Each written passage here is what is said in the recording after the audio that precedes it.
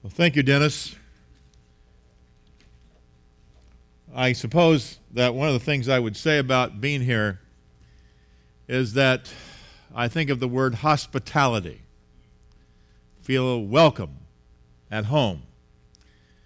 And I feel very comfortable in your presence. And you've been so warm and affirming. And it's everything that at least I need to be who I really am. And that I'm not afraid to share with you who I am. And if you've seen me on videos, you pretty much know a lot about what I think already. But there's no doubt that if I were asked, what is your favorite city in Texas? Without hesitation, the answer is Orange. Orange, Texas. I've been to Dallas like you many times, been to the airport hundreds of times, Houston, San Antonio, even lived in Lubbock one year, back in 1971 when I was working with Campus Crusade for Christ at Texas Tech University. So I'm acquainted with Texas, but I can tell you that this is my favorite spot. So you've won me over. You've won me over. Well, today is one of my great life experiences was in Texas, Brownsville, Texas. In 1969, I was playing basketball for Oral Roberts University, and one of the things that it says on the walls at Oral Roberts University's then and now is expect a miracle. And I particularly got used to that before any examinations that I were to take. But we flew down to Houston from Tulsa, and we were in a rainstorm, and we were in one of those pamper jets, they called it. And there was an airline here in Texas at that time, and I can't remember I can't remember the name of the airline, but it had this pamper jet. And it was a small, like a DC-9, and so we came into land in Houston. It was in a rainstorm, and the pilot missed it the first time. So he says, we have to go around. And so we went around, and the second time, we're bouncing all over the sky, and this little boy is sitting across the aisle from me, and I'm a college student. He's sitting across the aisle, and he begins to cry because he was traveling alone. So me and this little guy were holding hands, and I'm assuring him that we're going to be okay. I'm praying that we'll be okay. And the pilot missed it the second time. So then the pilot actually had the temerity to say, third time's the charm. So he went around and he landed the plane safely. And so we got in an automobile then, and we thought we're pretty, you're all the way to Houston, then can't be very far to Brownsville. So we get on a bus to go to Brownsville. Well, that's a long way down there. I didn't realize you could go that far south in the United States. So we go down to Brownsville, and we play Pan American University. And they were known in those days as having sort of an outlaw program. They had guys who were really good but couldn't play in some of the major conferences because they didn't have good enough grades or they'd been in jail or something like that. And but some of these guys ended up playing in the NBA. So we went down there one night, and it was one of those where these guys were really intimidating. And thinking about expecting a miracle is that night I shot the ball 18 times and hit 16 of them and ended up with 39 points. And so I did expect a miracle that night, and I got it down in Brownsville, Texas, many years ago. And that used to be my favorite city. Not that I remember anything other than the basketball court. But now it's orange, and it will remain orange. I asked Judge Powell, why do they call it orange? He said, I don't know. I said, didn't you grow up here? Wasn't there like an orange tree somewhere around here? Maybe orange groves? something like that, but he hadn't done the research. Okay, what I'd like to do today is to just kind of build a case. And I won't be able to do everything, obviously, but a case for what we call discipleship as the normative experience of the church, as a natural part of salvation, not as an appendage, not as an extra, not as an add-on, not as something that you could do if you have the time, but the very heart of what it means to be a follower of Jesus. So that's why I've started with, why bother with discipleship? Why all the fuss? I mean, some people say, well, I'm really into missions, or I'm into evangelism, or I'm into worship, or I really like leadership, or I want to minister to the poor, that I'm interested in people who are special needs people. And and you're in discipleship, and so that's great that you're into discipleship, but I'm into something else. And isn't it wonderful how in the body of Christ we can all do these kinds of things, and God blesses all of it, and so on. But now I want you to know that any of those other things I mentioned, those other parts of ministry, I'm for. But it's a matter of understanding what we mean by discipleship. Because sometimes, you say tomato, I say tomato. You say potato, I say potato.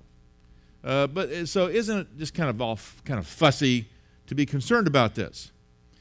Well, I don't think so. I think it's pretty important. Dietrich Bonhoeffer, who I just last month, I think it was last month, yes, in England at Oxford University, I lectured for a week on Dietrich Bonhoeffer. Now, he was a German theologian and pastor, and he is best known for the fact that he participated in an assassination plot to kill Adolf Hitler. And as a result, he was executed just about 2 to 3 weeks before the end of the Second World War.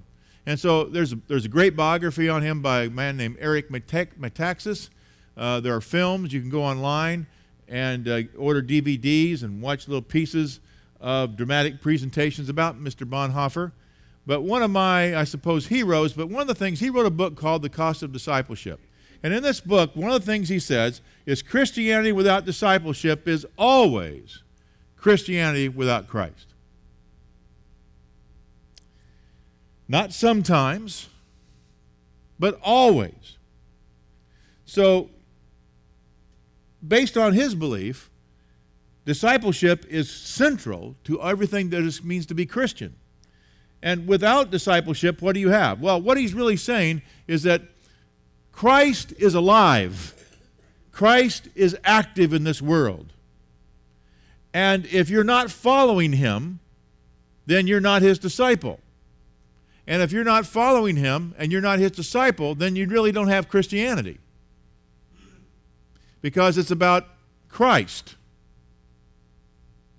And so the idea is that it's very central to everything we are, is this idea that we're following Jesus, that we're learning from him how to live our lives as though he were living it. For example, if Jesus, last evening, I was talking to a young lady whose husband is a plumber. So if Jesus were a plumber, what kind of plumber would he be? A very good one. I imagine if he came over to your house and fixed your plumbing, when you turned on the faucet, the garage door wouldn't go up and down. The good plumber. If he were a school teacher, what kind of school teacher would he be? If he were a parent, what kind of parent would he be? If he were a pastor, what kind of pastor would he be? Sometimes I think if Jesus were a pastor, most churches in America would not tolerate him. He might fly off the handle and turn over some tables. He might say, "Hey, you scribes and you Pharisees, you whitewashed walls, you disciple people and they're worse off, they're more devils of hell when you're finished with them than before." That would go down really well, wouldn't it? What a pleasant thing to hear just before lunch.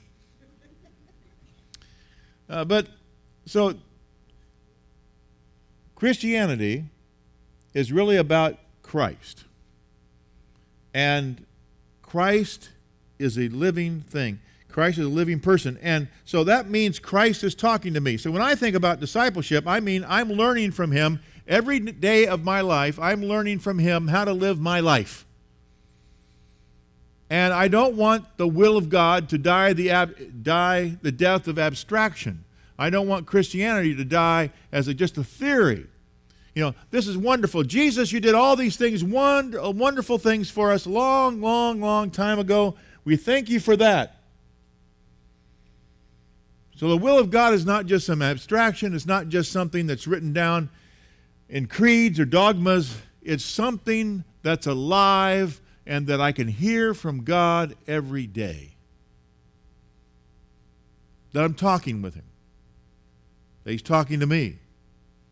And I'm learning from him. So when I say discipleship, that's what I mean. And that's what Bonhoeffer was talking about. Now, let's go on.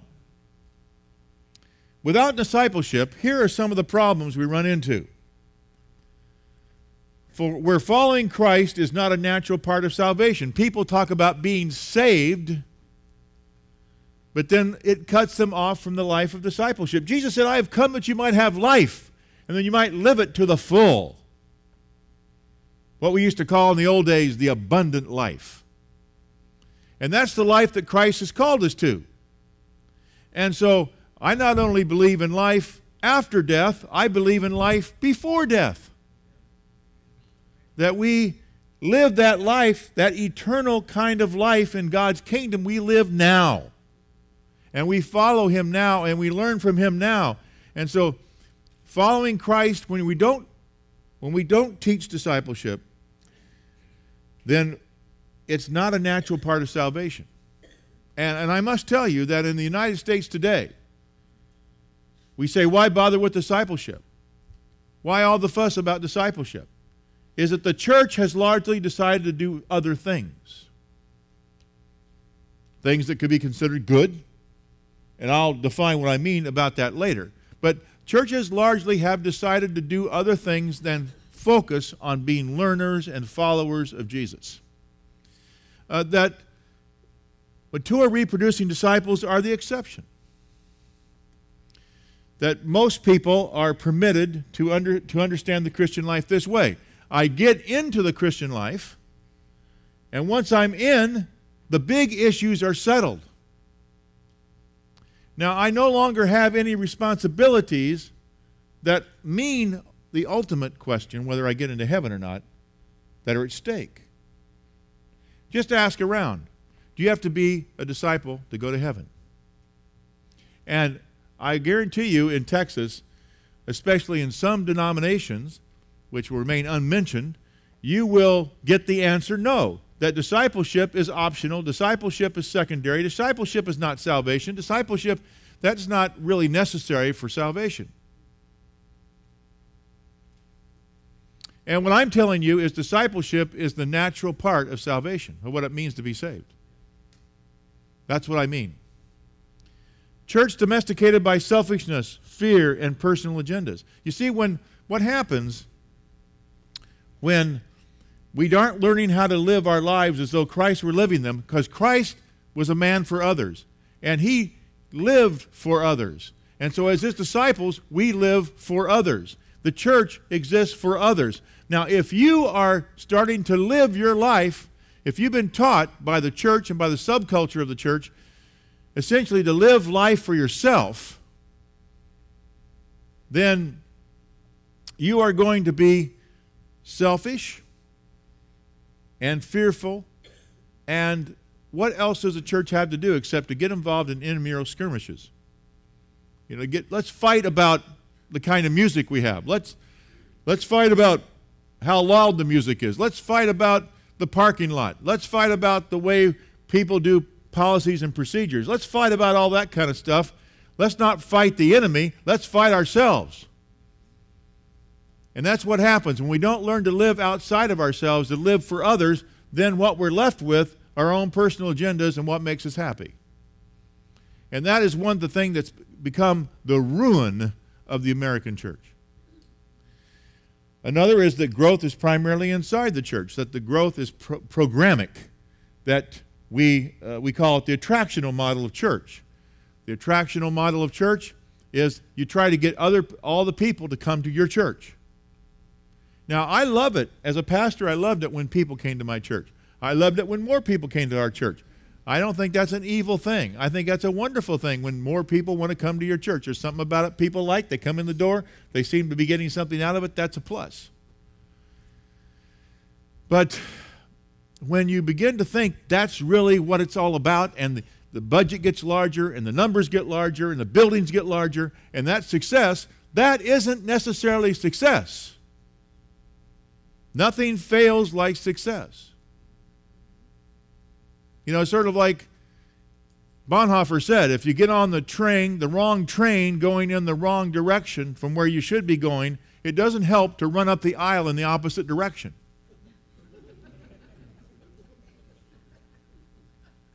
And so what's going on here is that the religious enterprise we call the organized church becomes the big thing. And this, I'm telling you, has ruined many a pastor. I know it. I struggled with it for years. As a young, ambitious, competitive guy, I want to score. I want to win. And so I was trying to build my church because that makes me feel good about myself. It meets my needs for significance. And so when you start thinking about that and doing that, then you forget the idea that here in Orange and in Belmont and the surrounding cities, one of the things is there's still, even maybe in a higher percentage of church population you have here than, let's say, Portland, Oregon, but one of the things is that there's still more people out there not going to church than are going. There are still, the people who really need Christ are out there, and the real issue is what are we like?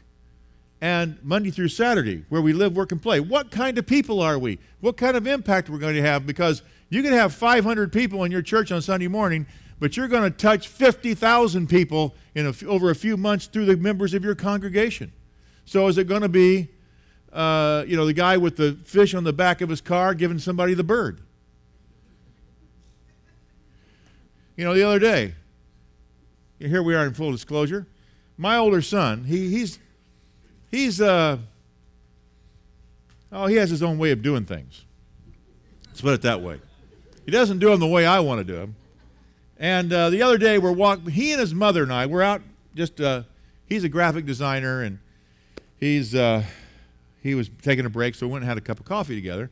And so we're starting to walk across the crosswalk. And he's walking across behind us, and this woman pulls out and has to hit the brakes because she was pulling into the crosswalk, and she was on her cell phone, which is you're not supposed to do. And so my son says, "Get off your phone," like that. And I hear him yelling at somebody. I'm going, "What's happening?" And then she flipped him the bird, and he flipped the bird back. And I said, "Oh, this is great. This is what I had in mind as a father when I was bringing him up in the Lord and in church. This is what I had in mind, that my son would be flipping people off." Well, that wasn't a plus for the church that day. That's what I mean. That you react to things and it's not really, "Oh, you're a Christian. Wow, that sets me back." So it's about outside the church. Disciples, we learn to be like Jesus. In other words, we live for other people. Now, you'll have to ask my wife about this. I'm a work in progress, like was mentioned earlier. Yes, another work in progress over here, the judge. I'm definitely a work in progress, and I could tell you many, many stories. But my wife says, "Now, Bill, would you like to help me with the dishes?" I said, "You shouldn't ever ask it that way." I said, "You know the story. When I was 16 years old, my mother said, 'Bill, what do you want for your birthday?' I said, 'Never to do dishes again.' She says, 'Granted.' And my wife says, 'Wait a minute. When you grew up and you're not living with your mother anymore and you began living with me, that present is not working anymore. That's not still in force. You're 65 years old. You can't use that anymore.' I said, 'Okay.'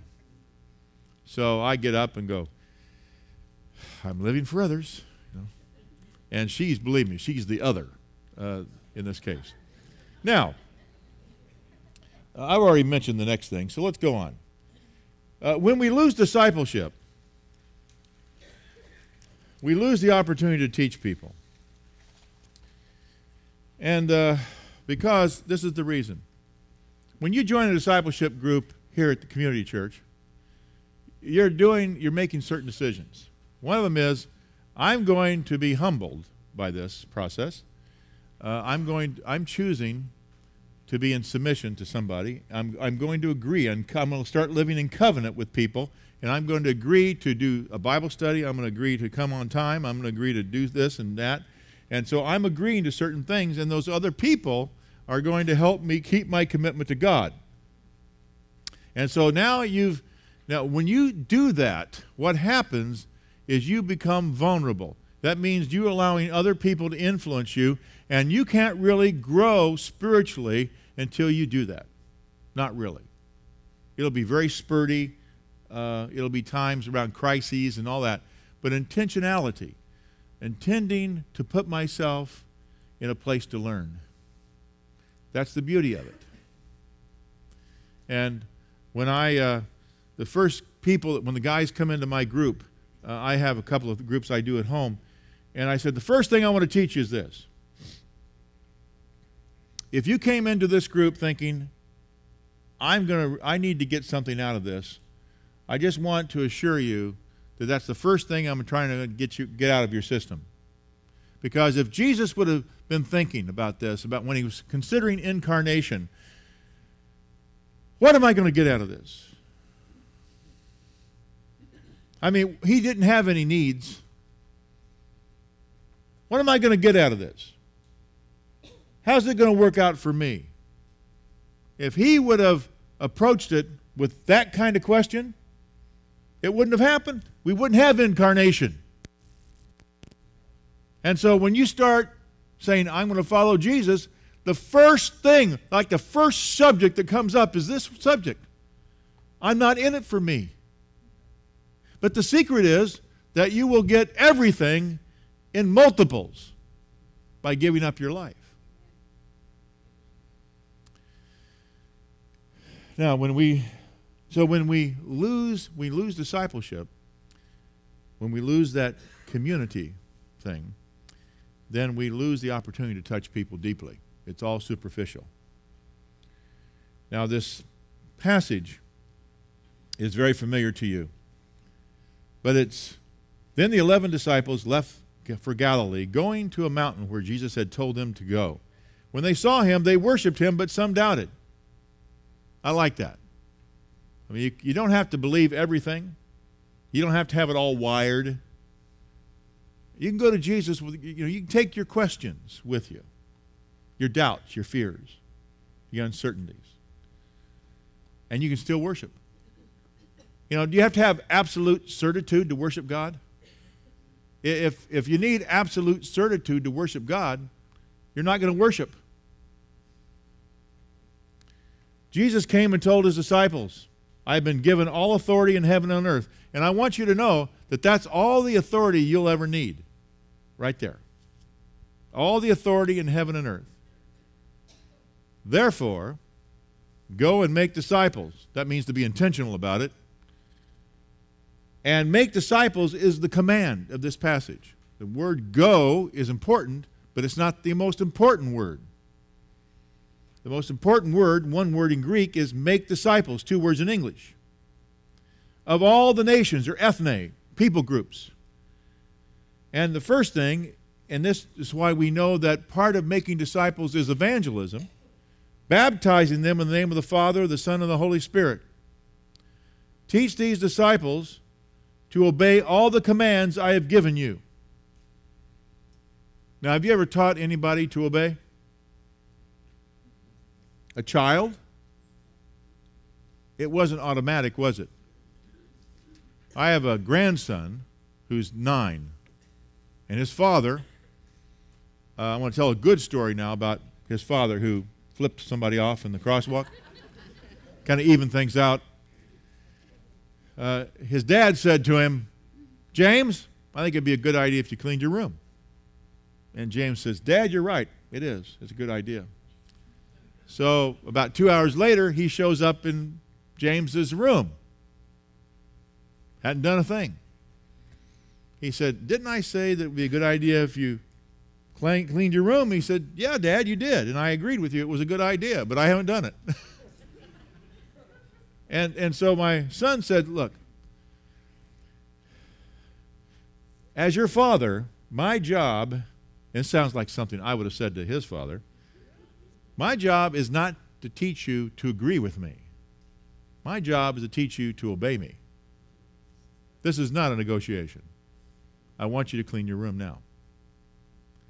And so teaching people to obey is not just, oh, can you convince me that this is the right thing to do? This is not the way it works.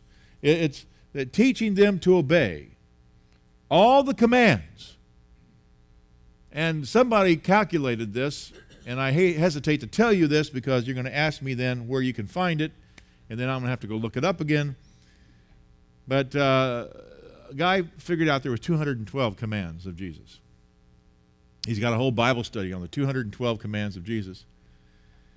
And so that's the curriculum, so to speak, is that with the things that Jesus taught, the way Jesus lived, to obey the commands I've given to you, and surely I'm with you always, even to the end of the age. You know, Jesus doesn't always promise to be with everybody all the time. He promised to be with certain kinds of people doing certain kinds of things. And this is one of them. I'll be with you even until the end of the age. So this is the only thing that we've been authorized to do. This is it. It's what we've been authorized to do. To be disciples and to make disciples. It's a process. Now there's a few things that I just want to bring to your attention. Why did he only, why only 11? Why only 11 that came to the mountain? If you're going to try to change the world, wouldn't you? That's quite an odd number, 11. He had one dropout, as we know. So, and these 11 people were not exactly stellar. They had abandoned him. They'd ran. They were afraid. They lied. Peter was like my son. Bleepity bleep bleep bleep. I never knew the guy. Yet, they're the ones that showed up. And I suppose there's a point to this, isn't there? When Judge Powell started with Connie, I love the part of the story where he and Connie are in the room looking at what they're going to do. And she says, you lead. No, he says, no, you lead. No, you lead. No, you lead. And they would take turns. And then they added a few more people. And now see what God has done these years later. And this is the thing about discipleship. It's slow, it's ordinary, it's common, but you have to look in the long term. And as Eugene Peterson said, it's a slow work, so it cannot be hurried. But it's an urgent work, so it cannot be delayed. It's something that is a process that begins, you think, in terms of 5 years, 7 years, 10 years, and you see what God does, and you say, I can't believe what He's done in 5 years, 10 years, 15 years, 20 years. And just like you keep committed to the same blocking and tackling, you don't give in to the pressure that comes upon you as a spiritual community to just be the largest, the most spectacular, the fastest growing. I have a friend who had a church of 6,000 people. He was really happy. Well, he wasn't happy, in fact. He had 6,000 people, and he got a plaque in the mail and it said, congratulations, you have been awarded the church growth first prize for the year, the fastest growing church in the United States. And he said he was so unhappy that he didn't realize that he didn't know if anybody could be a pastor of a large church and be happy. He didn't know if you could have a normal life and be a pastor of a large church. He was really concerned about this. He certainly didn't want to invite anybody into his life. He said, my life is so bad, I don't want anybody joining it. So he took this plaque, he and a friend, and they went out in the woods, and they taped it to a tree and took a 12 gauge and blew it away. Which is a great metaphor for the whole. And so then he decides he's going to go back to his congregation. It was called the Church of the Open Door in Minneapolis, Minnesota. This is no big secret. He's been in magazines and talked about this. And they call it the Church of the Open Sore because it was so relational and it was always so touchy-feely and all this. And he was really, it was like a healing balm, that you would come to this congregation. So he decided he's going to start discipling people. And his congregation went from 600 to 2,500, 6,000 to 2,500. Now, most people aren't willing to pay that price. I mean, doesn't that, if you're a pastor, doesn't that just kind of scare you? If I do the right thing, wow, that's 6,000, 2,500. And you can imagine what that fall is like. But he hung in there. And today, it's maybe 3,000. It never got, but it's a better place. It's a much better place. And do you know how many churches, I just saw this recently, how many churches in the United States have 2,000 or more in Sunday morning? 1,400. That's less than 0.5%. That means that if you and your church, if your goal, if you've been taught the main thing is to keep it growing and become this larger church, maybe a mega church of 2,000 or more, that works less than 0.5% of the time. Now, how can that be God's will? How could that be His plan for the church? God says, I got a plan for my church. It's going to work 0.4% of the time. How about something that works 100% of the time? If we have the character and the patience. And that is to be disciples and to make disciples. I was over in Budapest a month ago, just before Oxford. I get up before, now you got to be a really kind of a jerk or, I don't know, have something twisted in you to do what I did. I got up in front of these 250 missionaries. And the first thing I say is this: I'm not going to assume that you're following Jesus. I know you're religious professionals. I know you do religious things. I know you have religious knowledge. But I'm just not going to assume that you have an active, vibrant walk with Jesus. 5 days later, they let me out, and happily. But it was a great experience. The thing is that it's about, if you're going to be a disciple, you have to be a disciple to make disciples. It's more important to be a disciple than have the plan to make others. The Great Commission is more about depth than strategy.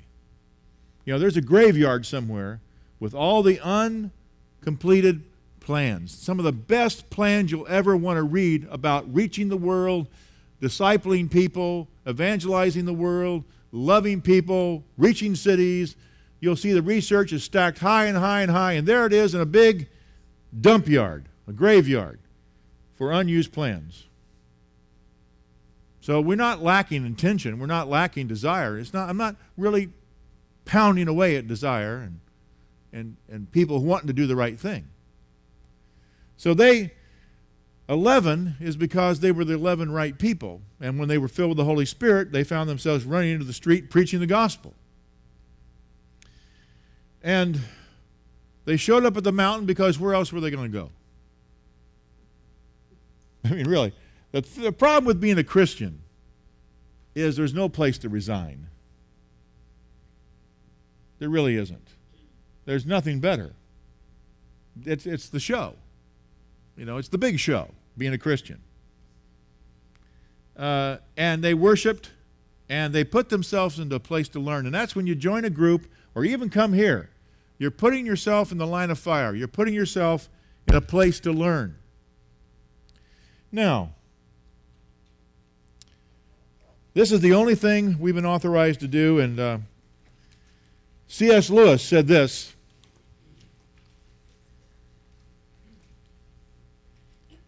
the church exists for nothing else but to draw men into Christ, to make them little Christ. If they're not doing that, all the cathedrals, we were just, in Paris and saw Notre Dame. Pretty impressive, very impressive. Took them 700 years to build it, and we complain about a 2-year building program. Clergy, all the clergy. Lord knows that those of us who are clergy, we've gone to a lot of trouble to be clergy. And but even though clergy, missions, all the sermons, even the Bible itself are simply a waste of time.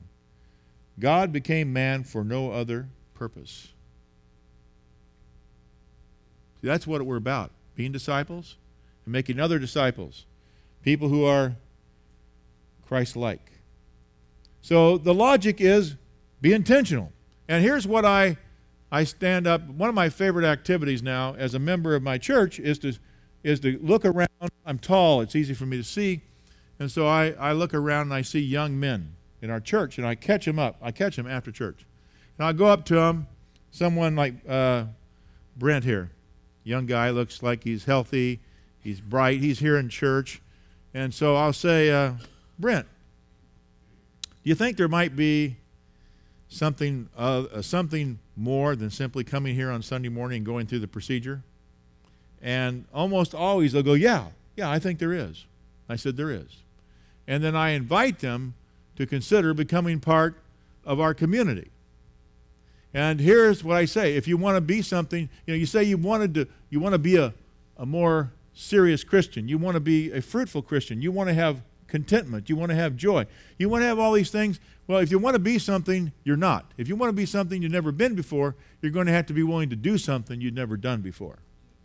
And that is enter into training. In humility, submit yourself to become part of a community.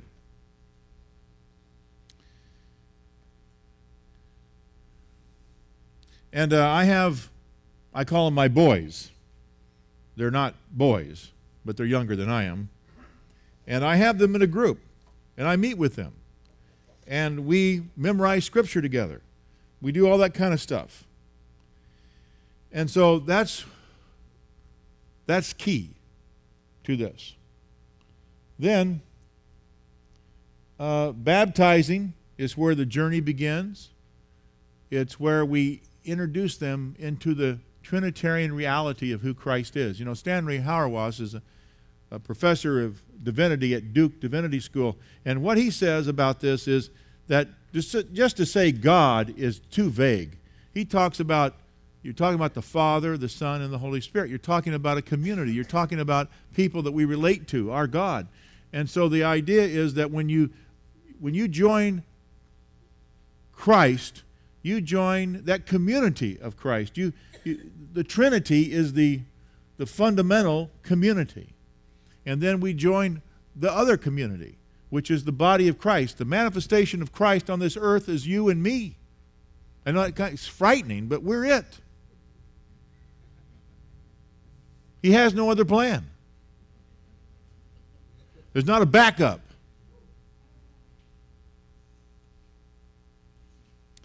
Now, teaching people to obey what Christ commanded. Now, here's something I really want to focus on before our break. The Great Omission and the Great Commission. Been talking about this for like 40 years, the Great Omission and the Great Commission. The Great Omission and the Great Commission is not a lack of preaching about missions. There's all kinds of preaching about missions. So that's not the problem. It's not a lack of preaching about Christ. Christ is preached probably in just virtually all the churches in this community each week. It's not a lack of preaching about a moral life.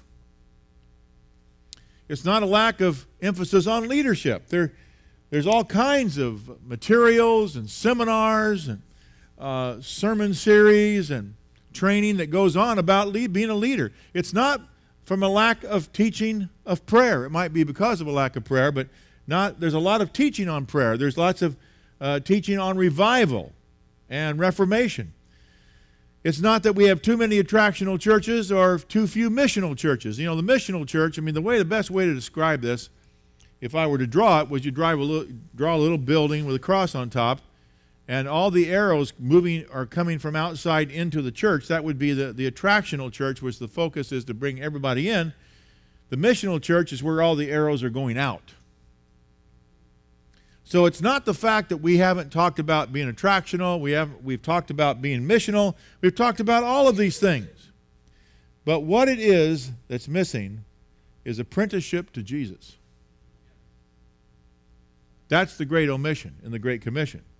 To submit yourself to a community where they will teach you what it means to follow Jesus, to learn to believe as Jesus believed, to have a transformed mind, to live as Jesus lived, transformed character, to love as Jesus loved, transform relationships, to minister as Jesus ministered, transform service, and to lead as Jesus led, transformed influence.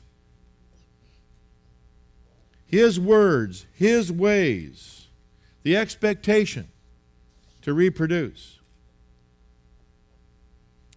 And then, here's how it works. I'd like to just read for you 2 Corinthians chapter 3, part of it. Because this is, I believe, how God grows us organically as a community and how it affects the world. Paul writes to them, and he says, and I use the New Living Translation. I just love the way this reads.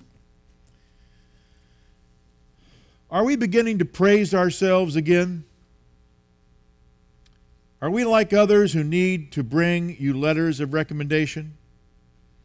I sort of came to the conclusion a few years ago, instead of leading with my resume, I would lead with my weakness.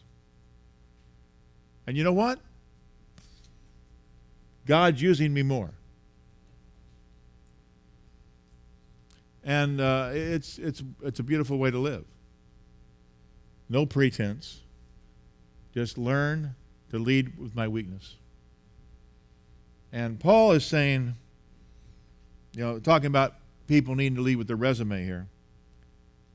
Are we like others who need to bring our letters of recommendation or who ask you to write such letters on their behalf? Surely not. The only letter of recommendation we need is you, yourselves. Your lives are a letter written in our hearts. Everyone can read it and recognize our good work among you. Clearly, you are a letter from Christ showing the result of our ministry among you. This letter is written not with pen and ink, but with the Spirit of the living God. It is carved not on tablets of stone, but on human hearts. That's the way God moves with people. He changes people, and they become the advertisement.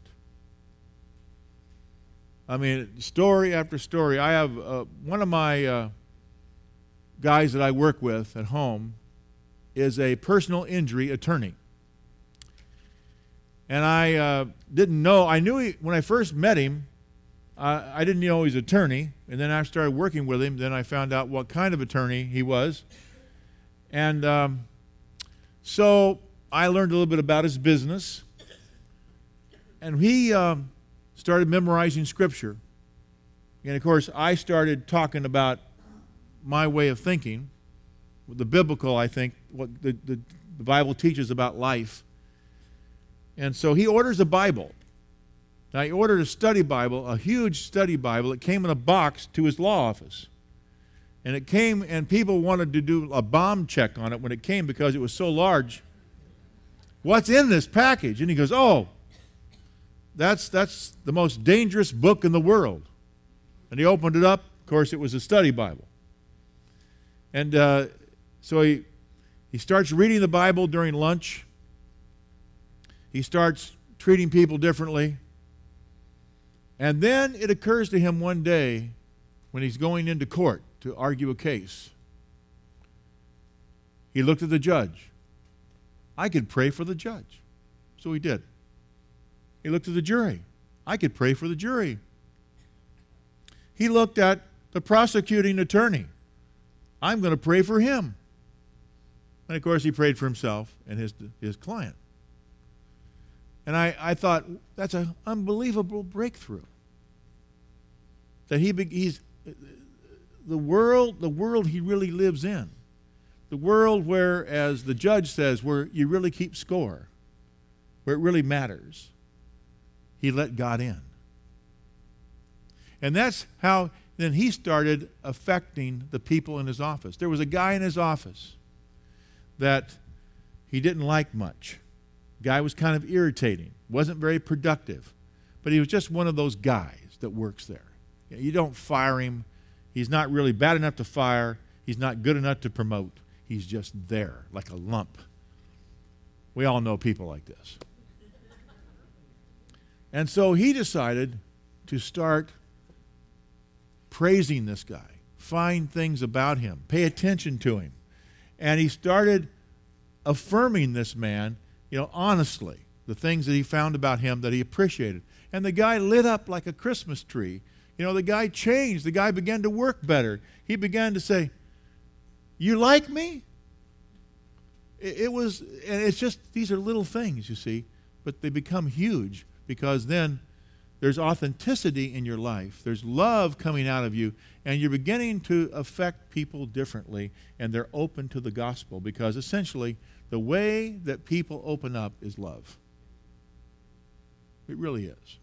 You can take all the stuff I tell you, and you can put it in this big funnel, and it comes out of the funnel at the bottom, and the thing that comes out better be agape love.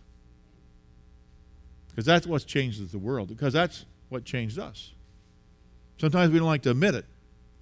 But then we have trained lives. You see, once you have changed lives, then it makes sense to have a strategy. And that strategy is in 2 Timothy 2:2. And, of course, Paul, when he's writing to Timothy, Timothy is a young pastor who replaced Paul. That's not the easiest thing to do, is to follow the Apostle Paul. But as he says here in 2 Timothy 2:2, he says, now teach these truths to other trustworthy people who will be able to pass them on to others. So we all know there's 4 generations in here. There's Paul, there's Timothy, there are trustworthy people, and then there are others. So he's saying, you've learned from me, then you teach other people, and the kind of people who will be able to teach other people. So you have to think about it. But see that, and you have to choose the right people for that. But here's how it works, really. This is how things grow and develop in community. You have a changed life, you have trained lives. It's not a program, but it's a process. Now, at some point, when you say, okay, we're going to get together on Tuesday nights at 7 o'clock at my house, and we're going to use this book, that's a program. That's all right. Program is not an evil word. But when we say it's not a program or programmic kind of thing, here's what you want to remember. Sometimes the problem is that we forget why we're having the program. We just do the program. And we just keep doing curriculum and doing curriculum and doing curriculum, and nobody really changes much because we just make the curriculum do what we want it to do for us or not do what we want it to do for us. And it's a process that continues organically. And that's really what's going on, has gone on here in the community church, and I think it's what's going on possibly in other churches that are represented here in this community and around the country. But it's not complex. It's though something that really does work. But we have to be patient. Eugene Peterson says, that the besetting sin of the American church is impatience. We've got to have it now. You know, the first guy that walked up to me in Budapest had been a missionary. He's a missionary from Mississippi in France. And he was teaching me how hard it was for him. He was explaining to me how hard it was for him to learn French. That when the French speak, they don't drop their jaw. They go, ooh, like that. And he says, now in Americans, we go E, I, O, U. We drop our jaw. He says, if you're from Mississippi, you go E, O. So it comes out sort of like parlez-vous français, you know, that kind of thing. But he said to me, how do we speed this up? We need to speed this up and grow our churches in Europe. And I hated to disappoint him. I said, really? I think you should slow it down. And the faster you go, the more hurry you get, the less you accomplish. If you take shortcuts, you have to keep starting all over again. But it takes character. John Wesley. You know, the guy accomplished a lot for someone 5'2". Now Wesley, by the way, just these little curious little things I like to tell you about Wesley. I went to his house in London not long ago, and it's where he lived the last 10 years of his life. And he was not happily married, Wesley. He had come to Georgia and fell in love with a woman, but she married someone else, so he went home heartbroken. And then there was an arrangement where he ended up marrying a woman who he didn't really care for that much. And he was married to her for quite a long time, and she passed away. And he preached her funeral, which tells you something.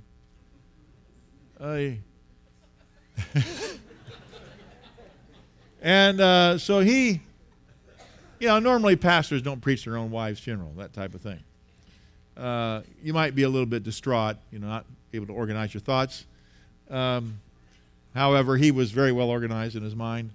And it's reported that he looked at the casket and said, if I could call 10,000 angels to bring you back to life, I would not.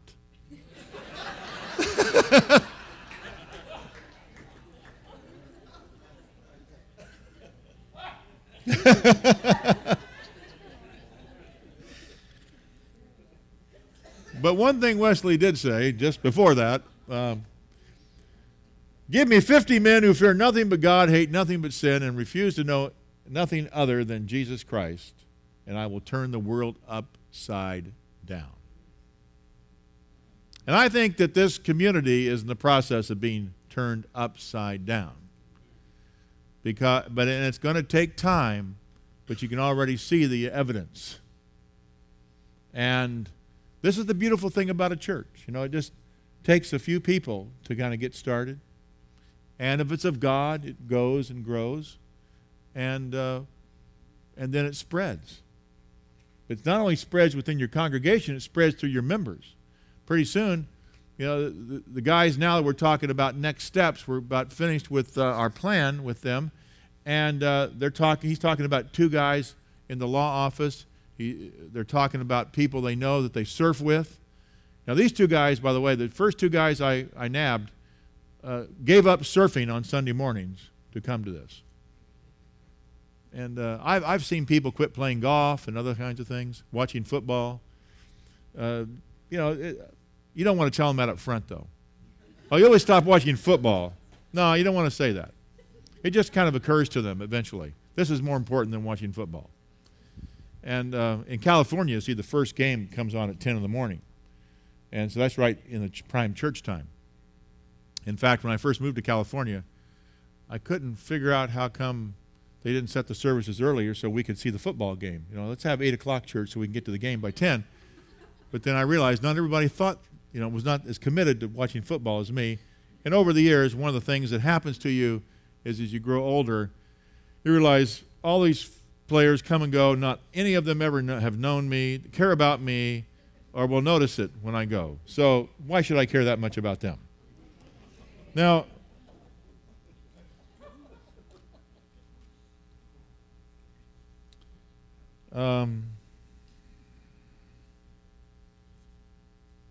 Why bother with discipleship? Because it's on God's heart. Because it's His way of reaching the world. And everything that we need is kind of like priming the pump. It's like an athlete mastering the basics. It's a way of a person getting to know God through the Word and prayer, through living in community with others, through having joy and obedience. All these things are really at the fundamental, at the root of it all. And then out of that comes our giftedness, our callings, the way you sustain ministry to the homeless, the way you sustain evangelism, the way you sustain these things and they grow and they come out of authenticity is by primarily understanding that it all begins with me as His follower, His student. I'm learning from Him to live my life as though He were living it. That's why we bother. Because it's His project. It's what He said.